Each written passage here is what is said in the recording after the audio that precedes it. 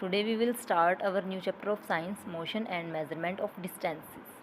इस चैप्टर में हम क्या रीड करेंगे? मोशन के बारे में रीड करेंगे और डिस्टेंस को कैसे मेज़र किया जाता है उसके बारे में रीड करेंगे. There was a general discussion among the children in Paheli and Booz's class about the places they had visited during the summer vacations. अब समर वेकेशंस होती है तो सभी जो बच्चे हैं कहीं ना कहीं घूमने के लिए जाते हैं. तो बूजो और पहेली की क्लास में यही डिस्कशन चल रहा था कि वो गर्मियों की छुट्टियों में समर वेकेशंस में कौन कौन बच्चा जो है कहाँ घूमने जाता है. कुछ ने कहा कि वो अपने नेटिव विलेज जाते हैं, पहले वो ट्रेन से जाते हैं, फिर वो बस से जाते हैं, फिर वो बैलगाड़ी से जाते हैं. One student had travelled by an aeroplane. एक स्टूडेंट ने कहा कि वो ट्रैवल किससे करता है? एरोप्लेन से करता है.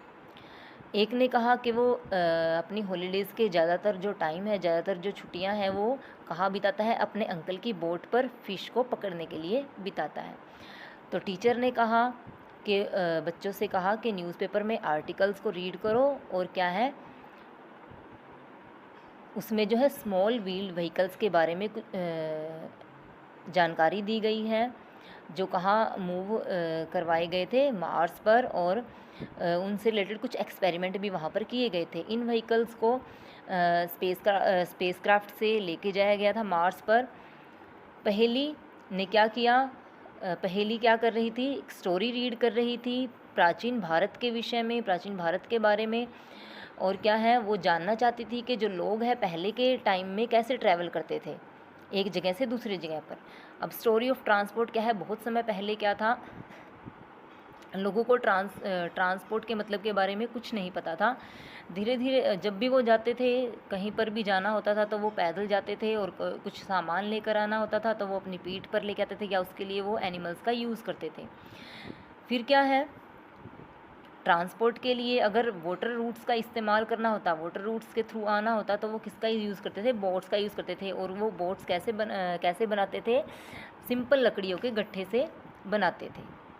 धीरे धीरे क्या है, उन्होंने लकड़ियों के पीसेस को मिलाकर बोट बनाना स्टार्ट किया. उन्होंने डिफरेंट शेप्स बनाना स्टार्ट की. ये जो शेप्स हैं वो किन की तरह दिखती थी? जैसे पानी में रहने वाले एनिमल्स होते हैं उनकी शेप की जैसी लगती थी. और ये आप भी जानते हो कि जो पानी में रहने वाले जानवर हैं, पानी में रहने वाले एनिमल्स हैं, जैसे फ़िश हैं, उनकी जो बॉडी होती है स्ट्रीमलाइन शेप की होती है, जिससे वो क्या है ईजिली पानी में मूव कर सकते हैं. धीरे धीरे क्या है, व्हील्स का इन्वेंशन हुआ, पहिए का आविष्कार हुआ. तो उससे क्या है, मोड ऑफ ट्रांसपोर्ट में काफ़ी चेंजमेंट हुआ. धीरे धीरे क्या है, जैसे जैसे हज़ारों साल बीतते गए तो जो डिज़ाइन है व्हील्स का वो भी क्या है, उसमें भी इम्प्रूवमेंट हुआ. फिर क्या है, धीरे धीरे एनिमल्स का यूज़ किया जाने लगा इन व्हीकल्स को पुल करने के लिए, जिन व्हीकल्स में व्हील्स का यूज़ होता था. अब 19th सेंचुरी में क्या है, पीपल जो है एनिमल पावर के ऊपर डिपेंड करते थे ट्रांसपोर्ट के लिए, एक जगह से दूसरी जगह पर जाने के लिए. The invention of steam engines का आविष्कार से क्या है, एक न्यू सोर्स मिला ट्रैवल करने के लिए. रेल रोड्स को बनाया गया ताकि जो स्टीम इंजन है उस पर चल सके. ये फिगर 10.1 में क्या है, कुछ मीन्स ऑफ ट्रांसपोर्ट आपको गिवन है. धीरे धीरे जैसे जैसे टाइम बीतता गया तो क्या है, ऑटोमोबाइल्स आए. फिर क्या है, मोटराइज बोट्स का यूज़ होने लगा, मोटर लगी हुई बोट्स का यूज़ होने लगा, शिप्स का यूज़ होने लगा ट्रांसपोर्ट करने के लिए वाटर के अंदर. अब 1900 सेंचुरी में क्या, 1900 में क्या हुआ, एरोप्लेन का डेवलपमेंट हुआ, एरोप्लेन आए. फिर क्या है, एरोप्लेन का इन्वेंशन हुआ. धीरे धीरे उनमें इम्प्रूवमेंट हुआ. फिर क्या है, वहाँ पैसेंजर्स को ले जाने लगा, सामान को ले जाया जाने लगा. इलेक्ट्रिक ट्रेन्स और monorail, supersonic aeroplanes and space craft, ये जो है 20th सेंचुरीज़ के योगदान से बनाई गई. 10.1 में डिफरेंट मोड्स ऑफ ट्रांसपोर्ट आपको गिवन है. नेक्स्ट है, how far have you travelled, how wide in is this dash, कि आपने जो है कितनी दूरी, कितने सफ़र को ट्रैवल किया है, और जो किसी डेस्क की लेंथ को हम कैसे मेज़र करेंगे. इसमें क्या है, अब how did people know how far they have travelled. अब ये लोग कैसे जाने कि उन्होंने कितनी दूरी ट्रैवल की है, कितने दूर वो चले हैं। अब आप घर से स्कूल जाते हो, स्कूल से घर आते हो, तो आपको कैसे पता लगेगा कि आपने कितना डिस्टेंस कवर किया है, कितनी दूरी जो है आपने तय की है, कितनी दूरी कवर की है।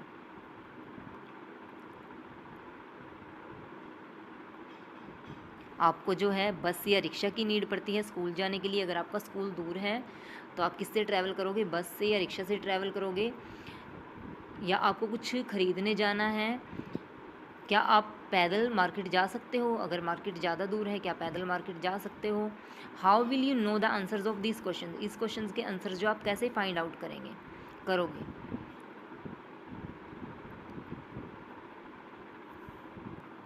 अब ये भी जानना इम्पोर्टेंट है कि कोई प्लेस जो है कितना दूर है हमसे।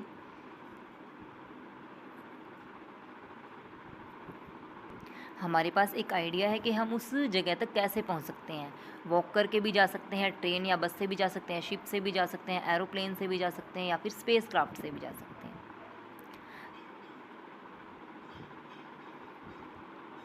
अब क्या है, पहेली और बूझों के क्लासरूम में क्या है, लार्ज डेस्क लगे हुए हैं। डेस्क जो है स्टूडेंट्स, 2 स्टूडेंट्स जो है शेयर करते हैं। अब पहेली और बूझों के बीच में क्या है, झगड़ा हो जाता है। जो एक है वो क्या है, ज़्यादा पार्ट लेना चाहता है डेस्क का। तो उसको क्या है, टीचर ने क्या है एक सजेशन दिया है। उन्होंने क्या किया, लेंथ को हाफ हाफ करने का डिसीज़न लिया। तो उसमें कैसे करेंगे। बूझों के पास क्या था, गिल्ली डंडा था। उन्होंने क्या है, गिल्ली डंडे की हेल्प से बेंच को मेज़र किया। फिर क्या किया, डेस्क को मेज़र किया और हाफ हाफ पे क्या है मार्क लगा दिया उन्होंने। ऐसे ही क्या है, हम स्ट्रिंग का भी यूज़ कर सकते हैं। स्ट्रिंग का यूज़ स्ट्रिंग से जो है डेस्क को मेज़र करके उसको हाफ हाफ पार्ट्स में उससे भी हम उसको डिवाइड कर सकते हैं। ऐसे ही क्या है, इस एक्टिविटी में क्या है, अब किसी भी टेलर से आप स्टिचिंग करवाते हो, कोई भी सूट या कुर्ता सिलवाते हो, तो वो क्या है कपड़े की मेज़रमेंट देखता है, उसकी लेंथ देखता है कि कपड़े की लेंथ कितनी है। अगर कारपेंटर से क्या है कबर्ड वगैरह बनवाते हो तो वो भी क्या है वुड की डोर के अकॉर्डिंग ही वुड की लेंथ और ब्रेड्थ को मेज़र करेगा, हाइट को मेज़र करेगा कि कितनी लेंथ और कितनी ब्रेड्थ की उसे जो है कबर्ड के बॉक्सेस आपके बनाने हैं। ऐसे ही क्या है, हमें क्या है जैसे फार्मर है, फार्मर को क्रॉप्स को ग्रो करनी है किसी भी फील्ड में, तो क्या है सबसे पहले वो उसका एरिया मेज़र करेगा कि उस फील्ड की जो है लेंथ और ब्रेड्थ कितनी है, वो मेज़र करेगा। उसके अकॉर्डिंग ही वो अपनी क्रॉप्स को वहाँ पर लगाएगा। इसी तरह क्या है, हमें मेज़रमेंट करने की नीड पड़ी। नेक्स्ट हमारी कुछ एक्टिविटीज़ गिवन है सम मेज़रमेंट की। एक्टिविटी 1 है work in group and each of you do this activity 1 by 1।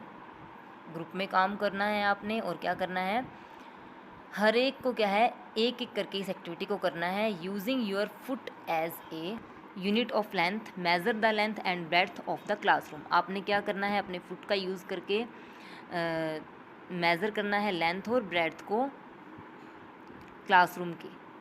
It is possible that while measuring these you may find some parts remains to be measured as it is smaller than your foot। अब आप क्या measure करोगे, कुछ ना कुछ part रह जाता है जो क्या है आप के फुट से छोटा होगा। कुछ ना कुछ फुट से मेज़र करने के बाद लेंथ या ब्रेड्थ कुछ ना कुछ पार्ट बच जाता है। Use a string to measure the length of a part of your foot as you did before. अब क्या है, आपने एक स्ट्रिंग का यूज़ करना है। स्ट्रिंग से क्या है अपने पैर की लेंथ को मेज़र करना है। उसके अकॉर्डिंग ही आप जो बचा हुआ पार्ट है रूम का, क्लासरूम का, उसको उस स्ट्रिंग से आपने मेज़र करना है। एक्टिविटी 2 में क्या है, इसमें क्या है हमने हैंड स्पैन का, उसमें हमने फिट का यूज़ किया था, इसमें हमने क्या है हैंड स्पैन का यूज़ करना है। हैंड स्पैन कहाँ से कहाँ तक होता है, हमारी थंब से लेकर जो लास्ट वाली फिंगर होती है, ये जो लेंथ होती है हमारी, ये होता है हमारा हैंड स्पैन। इसमें क्या करना है, आपने टेबल डेस्क की क्या है विड्थ को मेज़र करना है हैंड स्पैन के थ्रू। अब इसमें भी क्या है आपको कुछ ना कुछ जो लेंथ है वो क्या है आपके हैंड स्पैन से छोटी मिलेगी, उसमें भी आप क्या है स्ट्रिंग का यूज़ करोगे, कुछ ना कुछ फ्रैक्शन पार्ट निकल के आएगा स्ट्रिंग का यूज़ करने के बाद। तो यहाँ से हम क्या देखेंगे, we see that measurement means, measurement का क्या मतलब है, comparison of an unknown quantity with some known quantity, के कंपैरिजन किसका, एक अननोन क्वांटिटी का नॉन क्वांटिटी के साथ। This known fixed quantity is called a unit, ये जो फिक्स्ड क्वांटिटी होगी हमारी वो क्या होगी, क्या कहेंगे हम उसे, यूनिट कहेंगे। The result of A measurement is expressed in two parts. One part is a number, other part is the unit of measurement. For example, if in activity 1, अब क्या है जो रिजल्ट है मेजरमेंट का वो टू पार्ट्स में express कर सकते हैं। वन पार्ट, एक पार्ट में होगा नंबर, अदर पार्ट में क्या होगा आपका यूनिट ऑफ मेजरमेंट, के यूनिट क्या है, मीटर में है, सेंटीमीटर में है, 5, 6, 7 सेंटीमीटर है, 5, 6, 7 क्या होगा आपका नंबर होगा, और यूनिट क्या होगी, सेंटीमीटर है, मीटर है, वो क्या होगी आपकी यूनिट होगी। एक्टिविटी 1 में क्या है, length of the room is found to be 12 length of your foot. Suppose करो कि जो लेंथ है रूम की वो कितनी मिली है, कितनी आई है, 12 लेंथ ऑफ योर फुट के इक्वल आई है।